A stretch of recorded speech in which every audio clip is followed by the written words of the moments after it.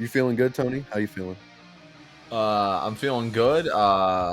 Guardians 3, as I'm sure we'll talk about later, is making me be introspective and think about my life, and that's one of my favorite activities. Yeah, you're not lying at all. That movie was a roller coaster. Ups and downs all the way through. From the opening moments of just a cold opening, the music stops and it has this swell. It has this build. So I guess right here we can just jump into Guardians 3 and then from there we can go.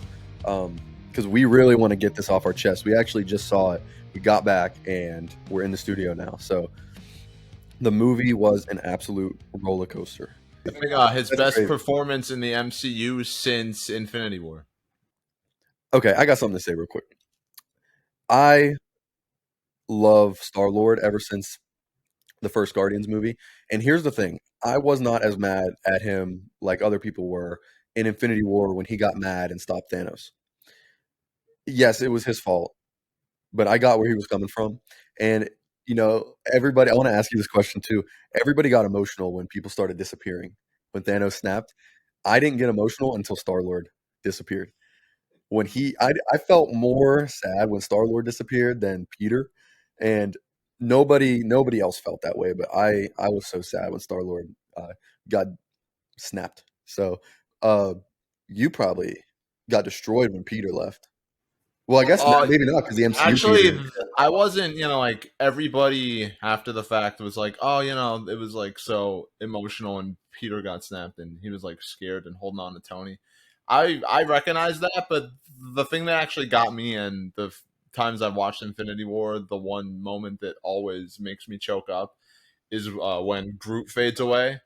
And Oh, Rocket's yeah, like sad because he's watching his bro, like that's yeah. like his homie since forever disappear. And actually, you can fact check this if you want, but I'm pretty sure I think it was James Gunn or somebody said that what Groot says to him in that moment is essentially like he calls him dad.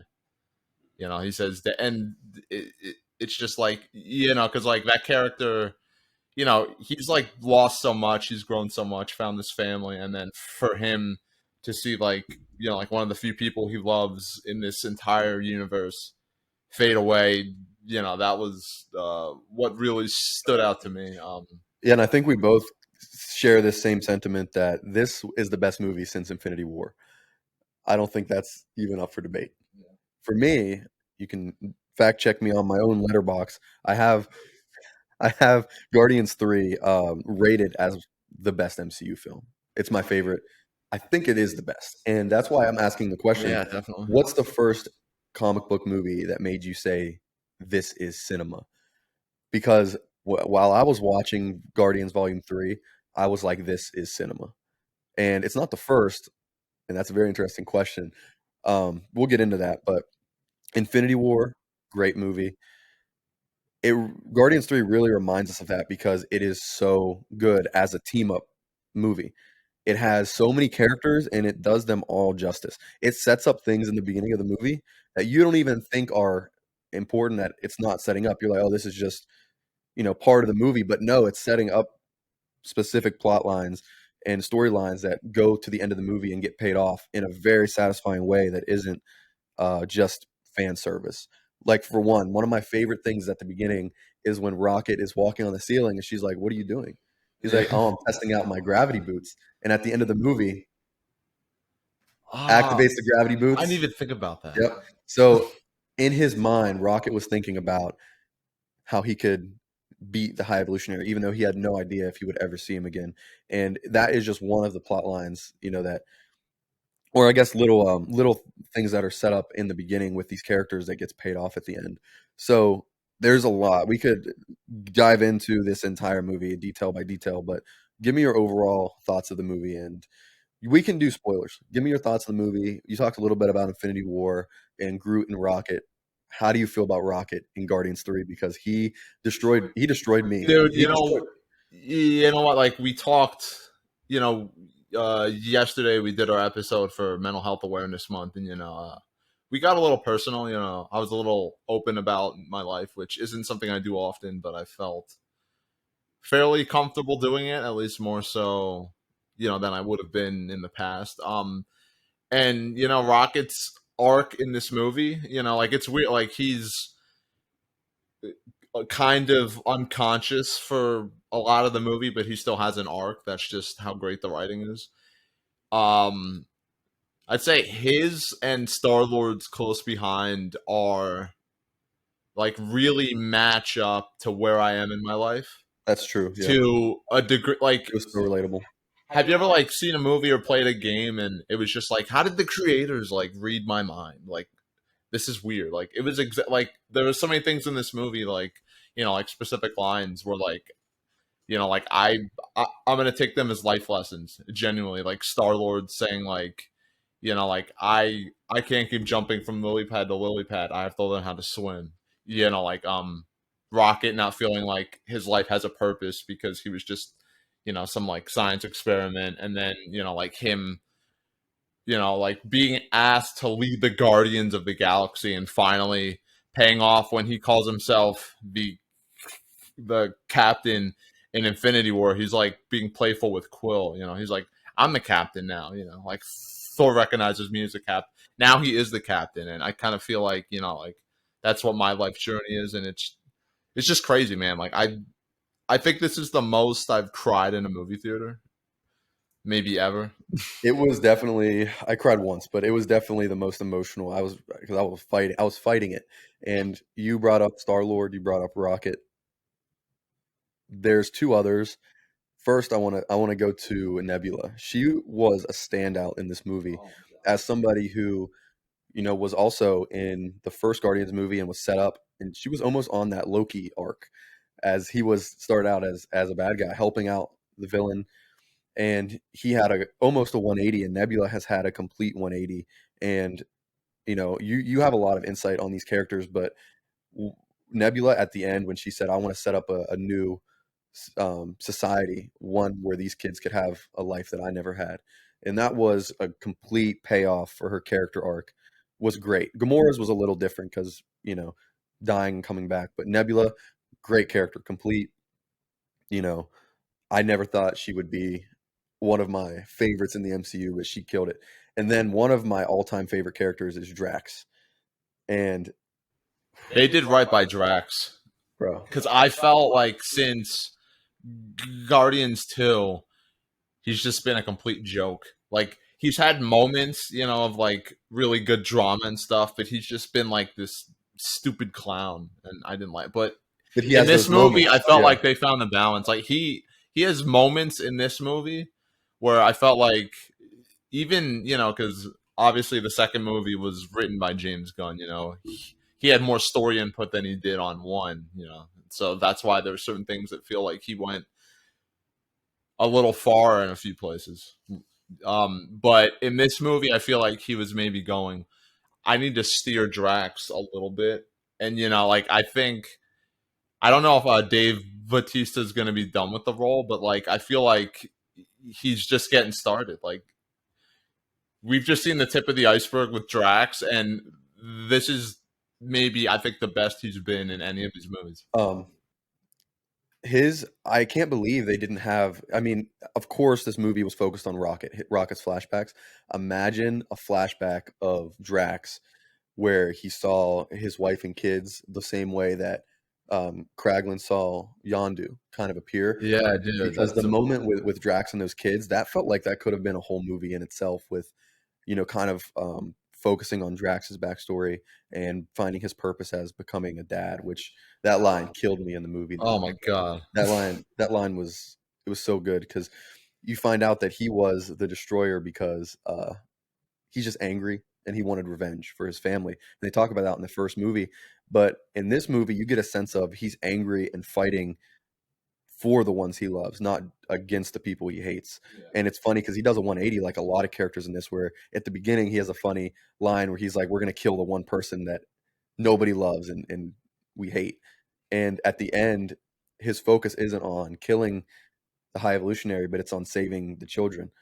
And that's another 180 for his character. But those characters, food's here.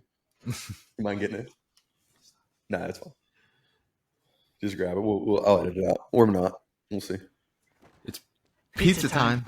No, there's no weed.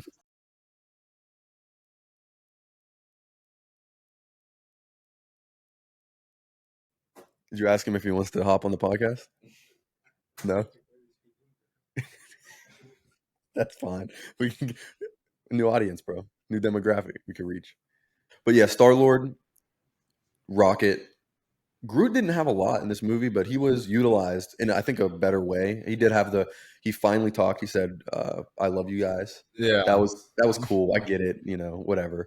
Um, and all those characters we were just talking about, I think Adam Warlock is definitely a standout for me. The way they did him, I played the Guardians game, and you know, Adam Warlock is a very interesting character, and he is somebody that could be the main and antagonist of a Guardians movie, but they did him a little different in this movie. And it's funny because it's almost like fourth wall. And tell me if you agree with this. The fans were like, "Where's Adam Warlock?" And everybody was like, "Man, it's been way too long. I can't believe they teased Adam Warlock. We need him now. We need him now. We need him now." And then in the movie, the not the High Evolutionary, but the other one, the priestess or whatever her name was, Yeah. she was like the sovereign lady. She said, "Well, you woke him up too early. You took him out when he wasn't ready." And I was like, "That's kind of like James Gunn saying, hey, here's the character you guys wanted him." And I just thought of this. I feel like his arc in the movie was about finding a place in the movie. You notice that, like It was for fourth wall. a This movie, while he barely does anything, and then he finally finds his place. And then in the first credit scene, he's part of the teams, and he's like talking with Kraglin and Rocket and the little girl about what their favorite music is, and it's like he found his he place. finally Like found his they, place. Yeah, yeah, like I just want to touch upon his story because yeah. Go ahead. you know, like I'm, you know, like I've lived with my mom for a pretty long time now and stuff, and like you know, I've never like left home yet, and that's what I'm working on now. That's part of my journey. And so, like, you know, like him failing to save his mom was when I started to be like, oh, they're going to do this is what they're doing. Oh, okay. This is going to be interesting. And then, like, you know, the one of the many scenes that, you know, made me cry was, at the end, like, everybody's like getting into a group hug and like, he's like he's afraid to like you know like show affection to people because that's not something he's used to because he's been isolated and then he just joins in and that like you know like that really resonated with me because like I you know I'm somebody that I don't feel I have like you know like my like small circle of friends and stuff and you know like family members who I can talk to and stuff and care about me and we have a pretty good relationship but like even then I don't feel like I really belong anywhere, you know, like I don't feel like I have a place with anybody, like I feel like I'm always this isolated. So you know freaking James Gunn, you know, made this character that you know resonates with me in that way, and that like it was just like James was just in sync with me for this whole movie, and it's just astounding. You know, like I never like He really was. I He, thought what uh, a lot yeah like a lot of us thought oh you know Adam's gonna show up and be the big bad of the movie, and he is for a little they bit. framed it like that in the trailer too. Yeah, but I'm like I think about it now, and I'm like, oh, what we if we would have gotten that, that would have been cool. But I prefer this because it's not something we've seen before. Like he's basically that in the game, so it's like I don't want to see the exact same thing necessarily. So you know, this movie is one of those things where it's not what I expected, and I'm glad that it wasn't what I expected. It was definitely a shock because we've been getting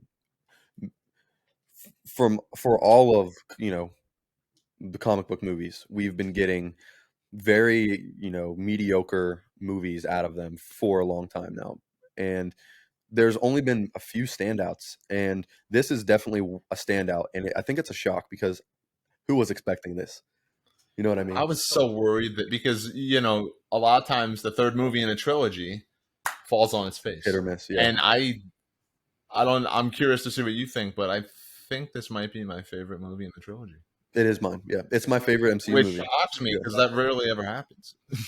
It is it's my favorite MCU movie, and I want to get into what I was thinking during my first time watching the movie.